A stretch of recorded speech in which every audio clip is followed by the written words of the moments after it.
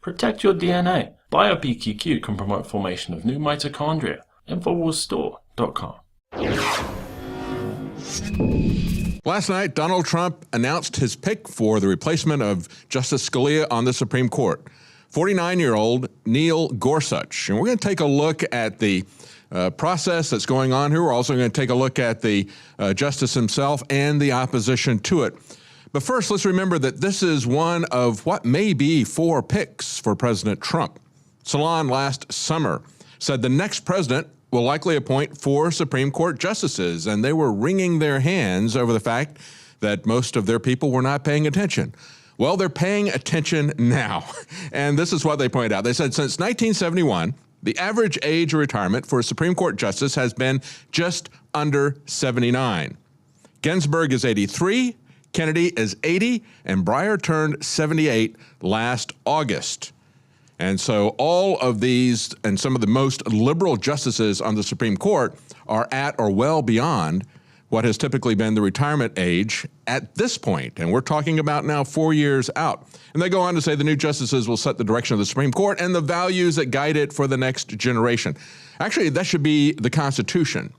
But of course, that's not the view of the liberals. That is the view of constitutionalists, originalists, textualists like Scalia and like Justice Gorsuch. And we're going to talk about that in just one moment. But when you go back and look at this, of course, the opposition from the left is saying this is a stolen seat. The Republicans stole this from Merrick Garland. When Scalia died last February, then they should have replaced him at that point.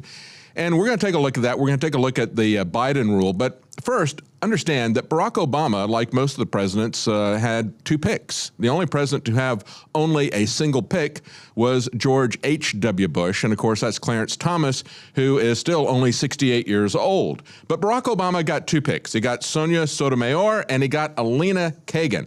And let's remember what Elena Kagan did. And let's remember also that these are very political, very skewed in terms of their policies. These justices, they are not middle-of-the-road justices. And they were still confirmed in spite of their obvious political bias. But remember that in addition to that, Elena Kagan refused to recuse herself from the Obamacare decision. And going back to look at this just before the decision of the Supreme Court was announced back in 2012, the American Thinker pointed out, when the U.S. Supreme Court releases its decision on the fate of Obamacare, Justice Kagan will cast a vote that should not have been counted. The relevant rule here requires that Supreme Court justices recuse themselves if in their previous capacity they served as a counselor or advisor concerning a current matter before the court, or if there's anything about the proceedings by which the justice's impartiality can reasonably be called into question. Now, why would it be called into question? Judicial Watch got emails that revealed that in 2010, when Obamacare passed, Ms. Kagan was Solicitor General, and she said in her emails that Obamacare was simply amazing. She assigned a deputy in her office to help prepare legal defenses to any challenges to Obamacare. In another email, when she was asked for her opinion, she asked for their phone number, which indicated that she might want to do this privately and not have an audit trail.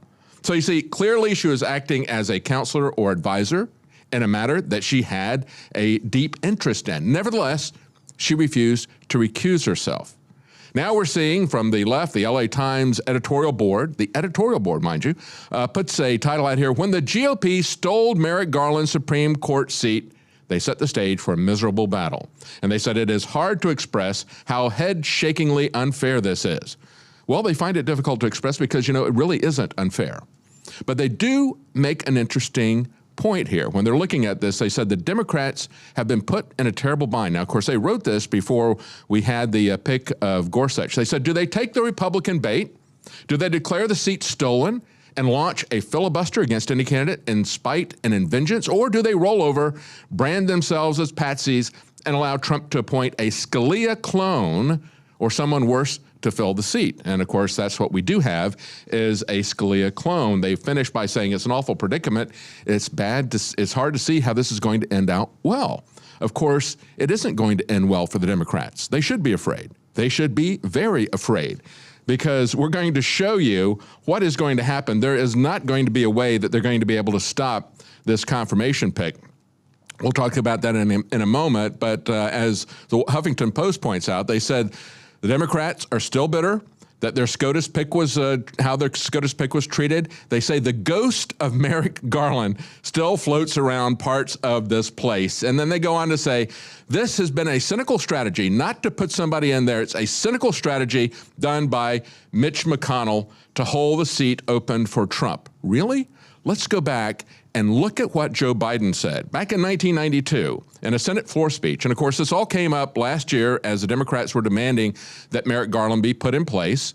They went back, wisely looked at the record and said, but wait a minute, Vice President Biden said we shouldn't do that during election years. This is what he had to say. He said, it is my view that if a Supreme Court justice resigns tomorrow or within the next several weeks or resigns at the end of the summer, remember that was an election year, President Bush should consider following the practice of a majority of his predecessors, this wasn't something that was an idea that Joe Biden had. This is something that had been a precedent, and not name a nominee until after the November election is completed. He said, wait until after the political campaign season is over. And then he goes on to say, I sadly predict, Mr. President, that this is going to be one of the bitterest, dirtiest presidential campaigns we will have seen in modern times. He's talking about the 1992 campaign. And he says, some will criticize such a decision and say it was nothing more than an attempt to save a seat on the court in hopes that a Democrat will be permitted to fill it. Or, they might have called it cynical, just as Huffington Post called Mitch McConnell and the Republicans cynical when they did the same thing that Joe Biden was saying back then. And of course, that was pointed out in February last year by Senator Charles Grassley, and he even called it the Biden rules. Now, in the Washington Post, there's an interesting article by Jonathan Adler, and he tells it straight. Very unusual for the Washington Post. He says, no, the obstruction of Neil Gorsuch is not about Merrick Garland. He said the usual pitch against the Supreme Court nominee is that he or she will alter the balance of the court. But that argument has no purchase here. Replacing one conservative jurist with another won't alter the balance of the court. He said the problem with this argument is that most Senate Democrats are willing to filibuster a Supreme Court nominee before Garland was nominated, let alone blocked by Republicans. And he goes back, he looks at what Obama did. He looks at the progressives, how they push back against nominees like Alito. He says, let's review the history, and it is a quite long history that he goes into. But then he finishes up with this. This is his conclusion. A final point, he said, if it were up to me, there would be no obstruction of any qualified nominee to the court. I have maintained this position for more than 15 years, but I'm not holding my breath that that is going to happen. And of course, it didn't happen. They had announced that they were going to obstruct it all along. And we have seen as they go through these different, as they point out, this is not going to alter the balance of the court. But we see as we have these justices come forward, many times they've said, we need to have, this is a female judge, we need to have a female replacement, or this is a black judge, or this is a Hispanic judge, and we need to keep that seat for that particular identity politics.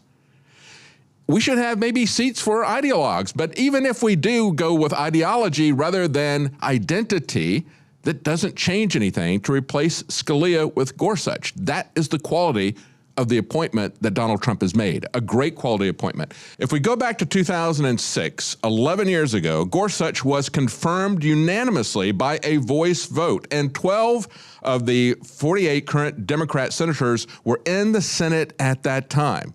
That would put them well over the number that they need, 60, in order to confirm Gorsuch for the Supreme Court. And yet we see Ron Wyden, one of those Democrats, saying Gorsuch represents such a breathtaking retreat from the notion that Americans have fundamental constitutional rights.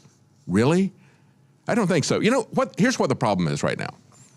Americans are going through a very painful divorce with the Democrat Party. And hell hath no fury like a Democrat scorn it. Take a look at Nancy Pelosi. She comes out with another preposterous statement saying that Gorsuch is against employees' rights, clean air, clean water, food safety, even autistic children. She said, elections have ramifications. Yes, they do.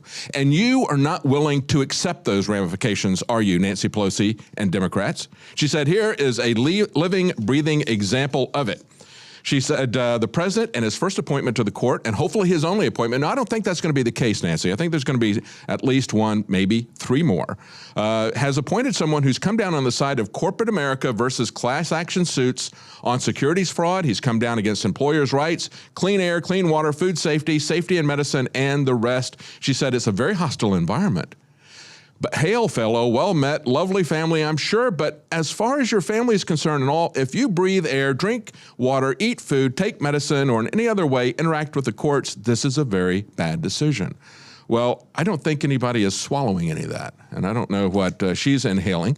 But let's take a look at some of his positions. Breitbart points out that he has supported the Second Amendment as an individual right. And this is very important because if your children are going to a government school, this has been the case for a very long time, they will tell your kids that the Second Amendment, that the militia is about the National Guard or some nonsense like that, that it doesn't have anything to do with individual rights. We've been clawing back at that with some recent Supreme Court decisions. And of course, he is in line with that. It is obviously an individual right. All of the Bill of Rights are individual rights except for the 9th and 10th Amendment, and those are individual rights and state rights. But nevertheless, going back to this opinion for the United States versus Gamez-Perez, he said the Second Amendment protects an individual's right to own firearms and may not be infringed lightly. I would just say the word lightly is not in the Constitution. It may not be infringed, period. Should have stopped at that point. But then he goes on to say there is a long tradition of widespread gun ownership by private individuals in this country. Again, it's great that we have a tradition, but the Constitution specifically protects that God-given right of self-defense. But they point out in this article that Trump pledged to nominate a justice in the mold of Scalia, and that's truly what we have. An originalist, a textualist, somebody who goes to the Constitution for what it says. If you don't do that, then what you wind up with are justices who act as dictators, who say the law is in my mouth. I can change the Constitution. It's a living document. That's the alternative. They call it a living document approach. They say that he comes with a set of judicial and ideological commitments apart from his policy preferences as an individual. So he's not going to go with just what he wants to do. He's going to be restricted by the law, restricted by the Constitution. We should want that in everyone, but of course the liberals don't want that. They say that, like Scalia, he is skeptical of efforts to purge religious expression from public places. He is highly dubious of referring to legislative history instead of the Constitution, and he is less than enamored of the dormant Commerce Clause that they love to appeal to, like the Welfare Clause. Let's take a look at another thing that they're complaining about as well. Of course, there's the Hobby Lobby decision, which has been criticized by Democrat senators. I've heard them say, look, he said that a corporation had religious liberty. No, that's not at all what that's about. We'll talk about the Hobby Lobby decision and whether that is giving religious liberty to a corporation, but let's take a look at a related case which they were also very upset about, and that's Little Sisters of the Poor. They also had to take their case to the Supreme Court because liberals did not want to allow a group of nuns who were taking care of elderly citizens to get by without buying insurance for contraception and for abortion. How ridiculous is that? And that was a unanimous decision by the Supreme Court without Scalia on it. So even the liberals shut down the idea that you're now seeing bantered around by the senators who are opposing Gorsuch saying, we have to have, we can't allow them to opt out of Obamacare even for religious reasons. And if we look at his decision, what he actually said, it is not for secular courts, to paraphrase it, to decide about religious teachings. We have the free exercise of religion. He's also written against euthanasia and assisted suicide, even though in Colorado where he is, they were legalized last November. Now, they talked to a longtime friend of his, and I think this gives an insight into his character. And the friend said he's won some of the largest damages ever under the Sherman Antitrust Act, one of those on behalf of a Memphis business. But then he talks about how he represented a small business owner, treating it with the same gravity that he treated this large corporation. He told a story about a smaller award for a small gravel pit owner that he represented who was cheated out of his fair share of mining royalties. During his closing remarks, he looked at the jurors. He said, "This is what they did to my poor client." He put his hands in his pockets and he turned them inside out. He said, for Neil, his friend said, for Neil Gorsuch, this fight over a few $1,000s worth of dirt was the most important case ever tried. For Neil, this wasn't gravel. This was good versus evil. And a woman who had been a member of the jury came up to him afterwards and said, "You're Perry Mason." Let's hope that we have somebody with strong moral character. I think we do. And if we look at what Ted Cruz is saying, he said, every option is on the table. Let's hope that they don't get the 60 votes, and we will then see a nuclear option introduced, and that will make it just 51 for this justice and for the next 3 for Donald Trump. So I say, Democrats, please try to block this with a filibuster. In that case, we will see Mitch McConnell, and if he doesn't have the guts to do it, the public will make him do it, take it down to just a simple majority of 51 for this pick and for Trump's next 3 Supreme Court picks.